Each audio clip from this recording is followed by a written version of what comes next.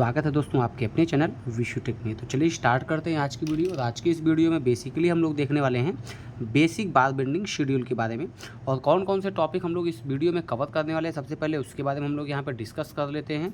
Meanwhile में दोस्तों ये बेसिक कॉन्सेप्ट होगा रेनफोर्समेंट का, हम लोग बेंडिंग कैसे करते हैं उसके बेसिक कॉन्सेप्ट को हम लोग सबसे पहले यहाँ पर डिस्कस करेंगे।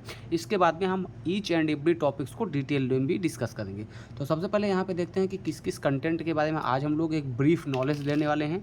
तो सबसे पहला इंपॉर्टेंट है दोस्तों, वो क्या है, डायमीटर ऑफ रीबार। कौन कौन से रीबार जो है डायमीटर के अवेलेबल है मार्केट में। सेकंड हम लोग देखने वाले हैं हुक्स के बारे में, किस किस टाइप्स के हुक होते हैं, उसके क्या फंक्शंस होते हैं और क्या उसकी ओवरलैपिंग के साथ में कनेक्शंस होती हैं। थर्ड हम लोग टॉपिक देखने वाले हैं ओवरलैपिंग। फोर्थ होगा दोस्तों क्रैंक बार। देन हम लोग डिस्कस करने वाले हैं most important term which is use as concrete cover. तो कॉन्क्रीट कवर के बारे में देखने वाले हैं, इसके फंक्शंस के बारे में देखने वाले हैं, इफेक्टिव कवर क्या होते हैं एंड नॉमिनल कवर क्या होते हैं, उन सारी चीज़ों के बारे में हम लोग यहाँ पे डिस्कस करने वाले हैं।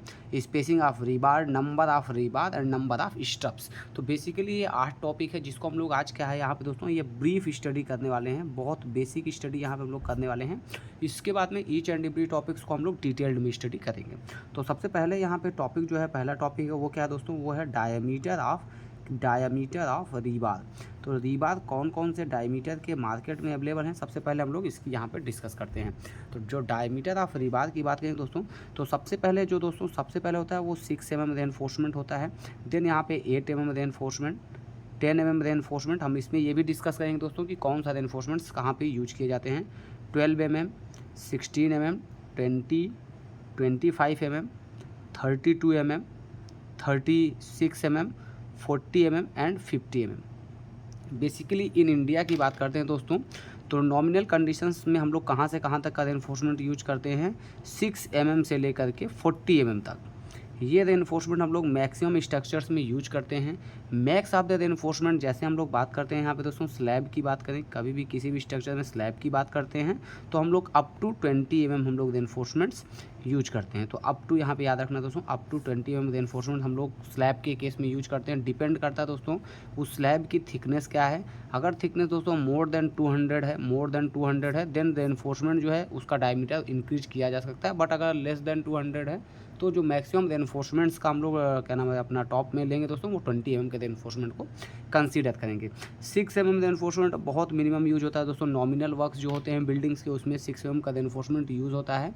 हालांकि अभी ये यूज रेनफोर्समेंट्स का मिनिमम हो गया है, जैसे ग्राउंड इंप्रूवमेंट इन सब एक्टिविटीज़ में 6 mm एंड 8 mm का यूज किया जाता है।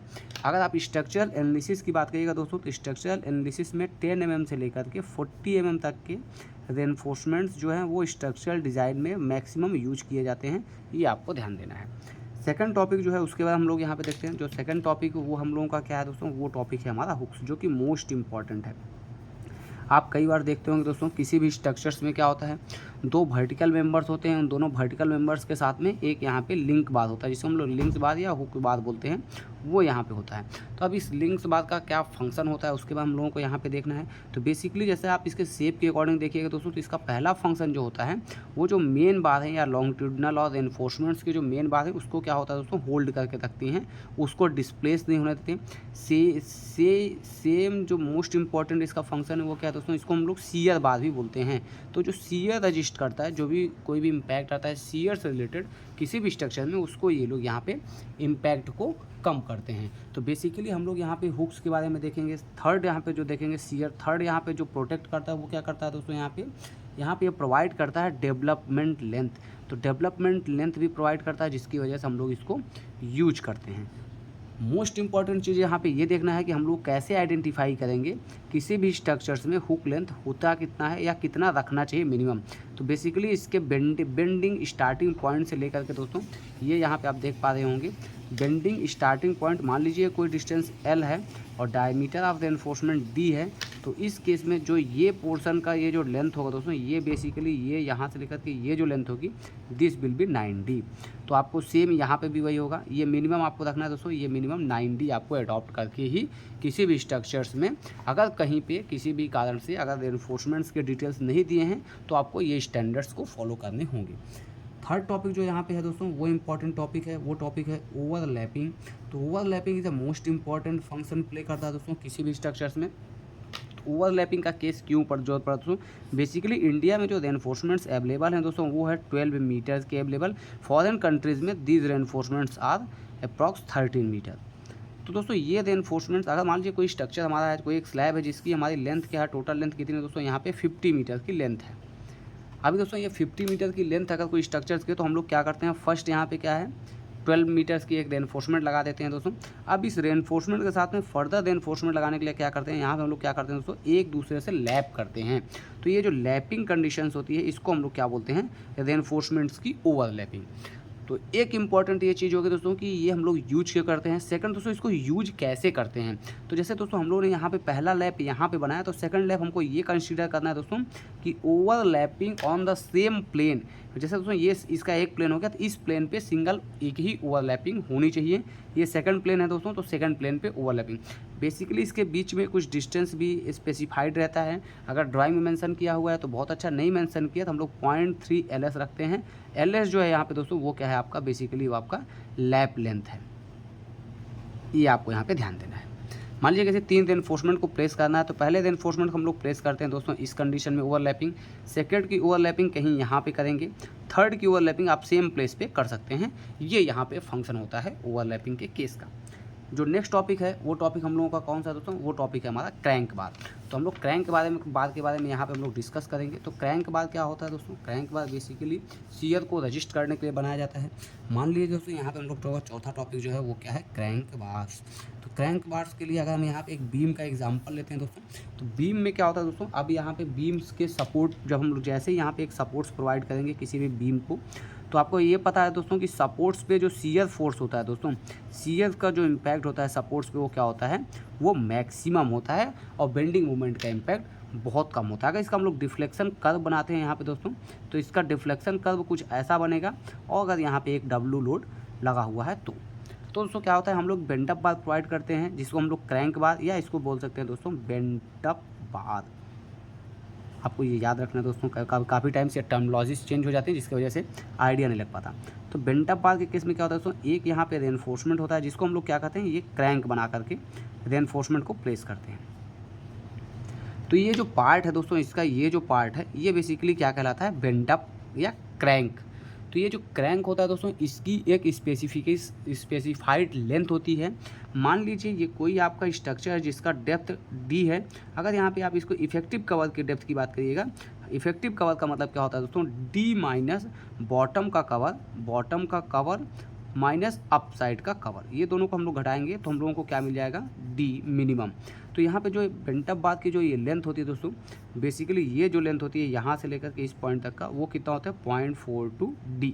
ये आपको याद रखना है। किसी भी बीम की जब हम लोग कटिंग लेंथ डिज़ाइन करते हैं तो इसकी कटिंग लेंथ क्या हो जाएगी दोस्तों, बेसिकली अगर ये यहाँ पे L है, डिस्टेंस L है, तो L plus 0.42 D plus 0.42 D, ये आपको यहाँ पे याद रखना मोस्ट इंपॉर्टेंट है इसकी कटिंग लेंथ के लिए। बेंट अप बार का आपको फंक्शन बता दिया दोस्तों, शियर का फोर्स यहाँ पे ज़्यादा होगा तो यहाँ पे उसको रजिस्ट करने के लिए, स्ट्रक्चर्स की स्टेबिलिटी को बढ़ाने के लिए हम लोग क्रैंक बार का यूज करते हैं। जो फिफ्थ टॉपिक है दोस्तों, वो फिफ्थ टॉपिक हम लोगों का क्या है, यहाँ पे फिफ्थ टॉपिक है कंक्रीट का कवर। तो इस पर एक हमने एक डिटेल वीडियो भी बनाया हुआ दोस्तों, कवर जो होता है कंक्रीट का उस पर एक डिटेल वीडियो भी बनाया हुआ है, तो आप उसको वहाँ पे जा कर के देख सकते हैं। लिंक हम अपने इस डिस्क्रिप्शन में शेयर कर देंगे। बेसिकली अगर कोई स्ट्रक्चर है दोस्तों और यहाँ पे कोई एक रेनफोर्समेंट्स का एक स्ट्रप्स, यहाँ पे एक स्ट्रप्स मान लीजिए दोस्तों, ये एक स्ट्रप्स लग रही है, तो इस स्ट्रप्स में अब देखिए दोस्तों यहाँ पे दो चीज़ें आएंगी। एक होगा दोस्तों क्या है, इफेक्टिव कवर, एक होगा नॉमिनल कवर। अब यहाँ पे दो चीज़ें होंगी। तो इस रेनफोर्समेंट से इनर टू इनर, अगर ये रेनफोर्समेंट की बात करें, अब इसको हम थोड़ा सा बड़ा करके दिखाएं दोस्तों, अगर दो रेनफोर्समेंट 1, रेनफोर्समेंट 2, इसके अगर इन बिटवीन की बात करते हैं दोस्तों, ये आउटर कंक्रीट फेस है, सॉरी ये कंक्रीट फेस, तो इन बिटवीन की बात करते हैं यहाँ पे, तो इन बिटवीन जो भी होता है उसको हम क्या बोलते हैं, नॉमिनल कवर। बट अगर इस रेनफोर्समेंट्स के सेंटर तक हम किसी चीज़ को अडॉप्ट करते हैं, सेंटर तक लेके आते हैं, इसको हम क्या बोलते हैं, एक्चुअल कवर। बेसिकली दोस्तों क्या है, यहाँ पे नॉमिनल कवर होता है, एक्चुअल को बेसिकली अगर इंजीनियरिंग टर्म में बात करें तो वो क्या होता है, इफेक्टिव कवर। कवर कितना होना चाहिए, क्या होना चाहिए, इसका डिटेल्स हमने एक वीडियो में दिया हो दोस्तों। डिटेल्स में आप उसको जाकर देख सकते हैं। IS कोड के अकॉर्डिंग स्लैब का क्या नाम है, रेनफोर्समेंट्स के लिए कितना मिनिमम कवर होना चाहिए, कॉलम्स के लिए कितना होना चाहिए। अगर आपको आइडिया है तो आप कमेंट करिए प्लीज़। हम लोग का जो नेक्स्ट टॉपिक है वो क्या है दोस्तों, स्पेसिंग ऑफ स्टीरप्स, तो स्पेसिंग ऑफ स्टेप्स के लिए एक फॉर्मूला होता है दोस्तों। वो क्या होता है, मान लीजिए कॉलम है और इसका कॉलम का लेंथ L है, मान लीजिए कोई कॉलम है, इस कॉलम का लेंथ क्या है दोस्तों, L है। अब यहाँ पे स्टेप्स लगाना है, तो स्टेप्स क्या हो गया, और इसकी स्पेसिंग मान लीजिए दोस्तों कोई स्पेसिंग है 200 mm सेंटर टू सेंटर। तो हम लोगों के जो इसके स्टेप्स के नंबर्स होंगे, नंबर ऑफ स्टेप्स जो होंगे वो क्या होंगे, नंबर ऑफ स्टेप्स क्या होंगे, L divided by spacing plus 1। Number of steps ऐसे आप लोग यहाँ पे आइडेंटिफाई कर सकते हैं। तो बेसिकली हमारा इस टॉपिक में ये कंटेंट को लाने का मेन टारगेट था दोस्तों, +1 को आइडेंटिफाई करवाना। जैसे मान लीजिए दोस्तों कोई एक मीटर का कोई भी एक प्लेस है। अब इस 1 मीटर में हम लोग रेनफोर्समेंट को प्लेस करना चाहते हैं 1 मीटर में, और इसकी स्पेसिंग रखते हैं 200 mm। 1 मीटर में 200 mm के अकॉर्डिंग हम लोगों को स्पेसिंग्स पे रीबार प्लेस करना है। तो हम लोग क्या करेंगे दोस्तों, 1000 डिवाइडेड बाई 200 प्लस 1। बेसिकली कितने यहाँ पे नंबर ऑफ रेनफोर्समेंट आएंगे, 6 नंबर। तो ये आपको कॉन्सेप्ट, छोटा सा कॉन्सेप्ट है बस, बट मोस्ट इंपॉर्टेंट है। Basically most of the time ये मिसिंग हो जाता है, तो ये आपको उसमें ऐड करना मोस्ट इंपॉर्टेंट है। जो लास्ट टॉपिक है वो हम लोगों को अभी डिस्कस करने वाले हैं। वो डिस्कस क्या करने वाले हैं दोस्तों, यहाँ पे वो डिस्कस करने वाले हैं कि हम लोग जो भी रेनफोर्समेंट के BBS बनाते हैं, BBS होता है दोस्तों बार बेंडिंग शेड्यूल में क्या क्या कंटेंट एडॉप्ट करने चाहिए, उसकी कटिंग लेंथ क्या होनी चाहिए, कटिंग लेंथ के अकॉर्डिंग शेप, उसके स्ट्रक्चरल इंटीग्रिटी क्या होनी चाहिए दोस्तों, स्ट्रक्चरल इंटीग्रिटी क्या होनी चाहिए। ये जो टॉपिक है बेसिकली डिटेल्ड BBS का जो टॉपिक है, डिटेल्ड BBS, किसी एक शेप को हम लोग लेकर के आएंगे दोस्तों, किसी एक शेप पे हम लोग डिटेल्ड BBS का डिस्कशन करेंगे। वो हम लोग डिस्कस करेंगे अपने नेक्स्ट वीडियो में। नेक्स्ट वीडियो में हम लोग डिस्कस करने वाले हैं डिटेल्ड BBS पे वीडियो, कि BBS बनाया कैसे जाता है और इसके बेसिकली क्या क्या कोइंसिडेंस हो सकते हैं और क्या क्या प्रॉब्लम्स होती हैं BBS आइडेंटिफाई या बनाने में, उन सारी चीज़ों के बारे में हम लोग डिस्कस करेंगे। अगर अभी तक आपको ये वीडियो पसंद है तो प्लीज़ लाइक करें इस वीडियो को। पहली बार चैनल पे विजिट कर रहे हैं तो प्लीज़ सब्सक्राइब करें हमारे चैनल विशु टेक को, और ज़्यादा से ज़्यादा लोगों के पास में शेयर करें to provide them knowledge regarding civil engineering. So thanks for watching this video. Thank you so much for your cooperation and support.